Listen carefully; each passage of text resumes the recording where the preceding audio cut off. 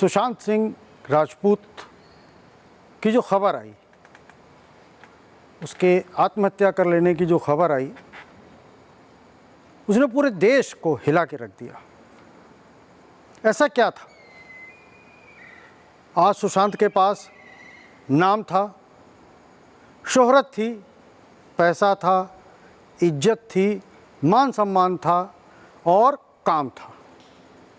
ऐसी क्या बात हो गई जो एक युवा व्यक्ति ने, एक लड़के ने सुसाइड कर लिया, अपने जीवन को समाप्त कर लिया?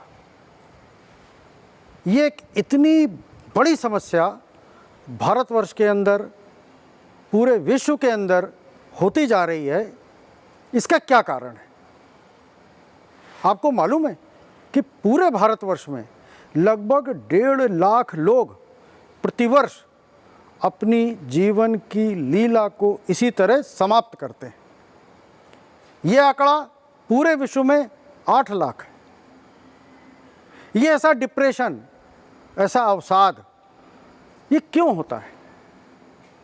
साइकोलॉजी में इसको एक सिंड्रोम कहा गया है। और ये सिंड्रोम जो पैदा होता है, ये प्रायः लव अफेयर्स के कारण, ब्रेकअप के कारण, फाइनेंशियल प्रॉब्लम्स के कारण, अपनी पारिवारिक लड़ाई झगड़े के कारण, अनरेस्ट के कारण, अपने जॉब को लेकर इनसिक्योरिटी के कारण, और अब तो कोरोना चल रहा है, कोरोना का महाकाल चल रहा है, इसमें कई लोगों के जॉब चले गए हैं। वो डिप्रेशन की तरफ ना जाएं, हम सबका प्रयास होना चाहिए, अब और नहीं। We should stop it.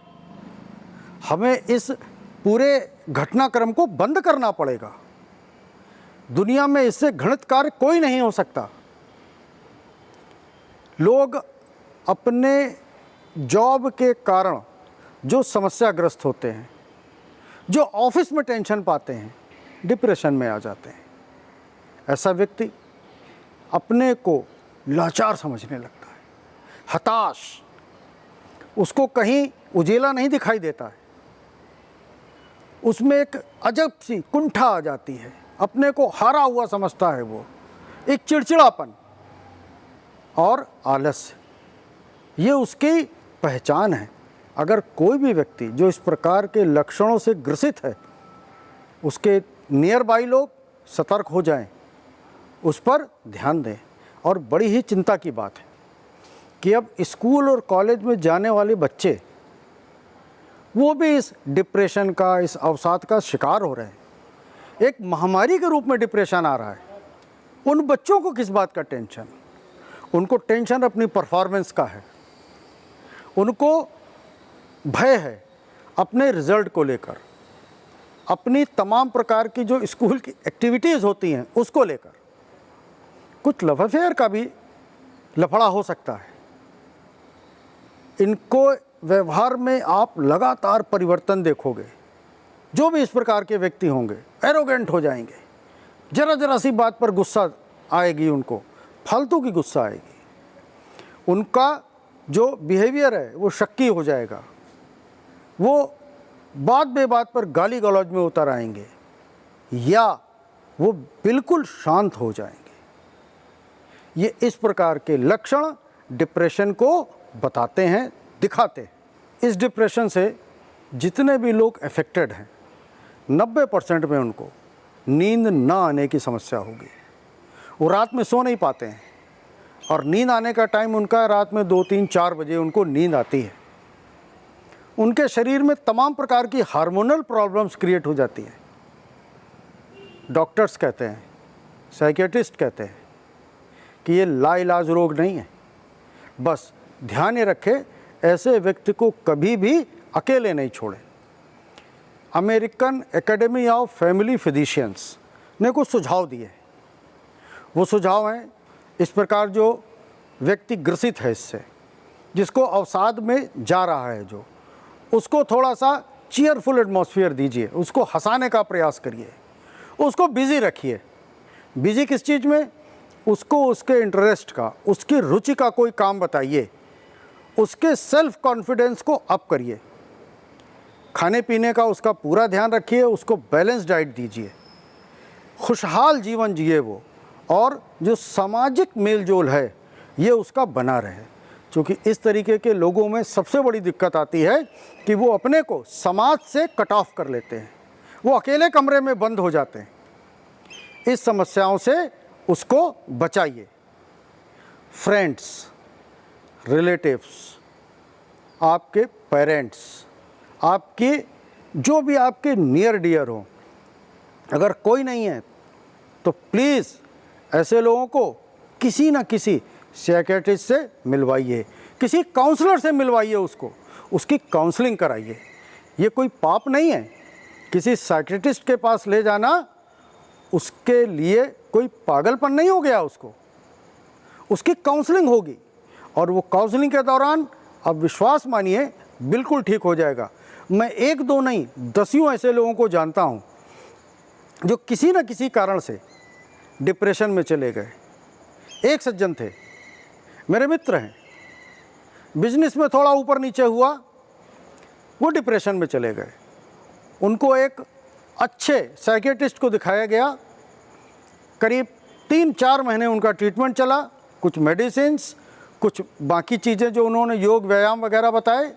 आज वो बिल्कुल फिट है, अपने सामान्य जीवन को जी रहे हैं। लेकिन वो जो जीवन में 3 महीने का उनका पैच आया ना, उससे वो हिल गए। लेकिन उनकी फैमिली ने, उनके फ्रेंड्स ने पूरा सहयोग देकर उनको रिकूप कर लिया। कोई भी प्रॉब्लम सलूशन लेकर आती है। दुनिया में कोई भी इतनी बड़ी प्रॉब्लम नहीं है जिसका कोई सलूशन ना हो। और ये आत्महत्या, सुसाइड करना, ये पाप है। पाप है अपने माँ बाप के प्रति, पाप है अपने परिवार के प्रति, पाप है अपने फ्रेंड्स के प्रति, और पाप है आपके बच्चों के प्रति। जब ये डिप्रेशन की स्थिति आती है तो ब्रेन से जो न्यूरोट्रांसमीटर्स निकलते हैं, वो केमिकल जो ब्रेन और बॉडी का संतुलन बनाते हैं, वो कम हो जाते हैं। इसकी मेडिसिन दी जाती हैं।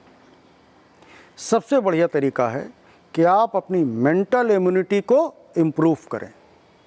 हम अपने शरीर की इम्यूनिटी पर तो बहुत काम करते हैं, लेकिन ये घटना किसी के भी साथ ना हो, इसके लिए हमको अपनी मेंटल इम्यूनिटी को इम्प्रूव करना पड़ेगा।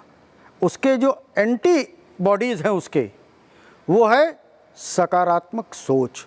जीवन की हर घटना को हम सकारात्मक रूप से देखें, अच्छे लोगों की संगति में रहें जिससे अच्छे विचार अपने पास आएँ, और अपने आत्मविश्वास की समझ रखें। हमारा सेल्फ कॉन्फिडेंस ओवर भी ना हो और अंडर भी ना हो। अपने इमोशंस को कंट्रोल करने की पावर अपने अंदर होनी चाहिए, जिससे हम अपने इमोशंस को कंट्रोल कर सकें।